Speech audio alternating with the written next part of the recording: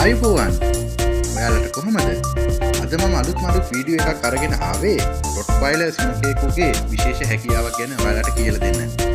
කොහොමද ඔයාලා දැකලා ඇති රොට්වයිලර් ලැබඩෝ වගේ සුනඛයන් වතුරට ගොඩක් කැමති. ඒ වගේම එයාලා වතුරට බය නැහැ. වතුරට ගිහිල්ලා තමන්ගේ ස්වාමියාත් එක්ක විනෝද වෙනවා.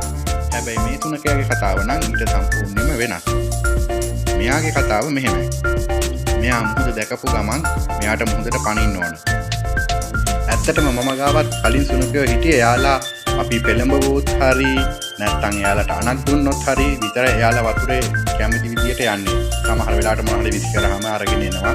එතකොට නම් එයාලට ගැඹුර කොහොමද තේරෙන්නේ නැහැ. එයාලා පුළුවන් තරමක් ගිහිල්ලා කොහොම හරි අරගෙන එනවා. හැබැයි මේ සුනඛයාගේ විශේෂත්වය මෙයාට කවුරුවත් කියන්න ඕන නැහැ වතුරට පනින්න. මෙයා වතුර දැක්ක ගමන්ම වතුරට පනිනවා. ඒකත් සාමාන්‍යයෙන් කියමුකෝ. විශේෂම දේ මෙයාට ගැඹුර ගැන කිසිම බයක් සැකක් දැනෙන්නේ නැති එක. මෙයා ගොඩාක් ගැඹුරට යනවා. කොටිම කිව්වොත් සාමාන්‍ය මිනිසෙක් වගේ එකමාරකට යනකම් මම මෙයාට යන්න ඉඩ දීලා තියෙනවා. එතනින් එහාට මම යන්න දෙන්නේ නැහැ. ඇත්තට මෙයාට කතා කරලා ගන්නවා.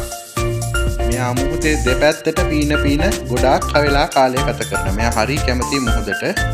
ඒ වගේම කවුරු හරි කෙනෙක් ගිලින්න වගේ ගියොත් එයා ඉක්මනට එයාගේ ළඟට යනවා. හරිම විශේෂ සුනඛයෙක්.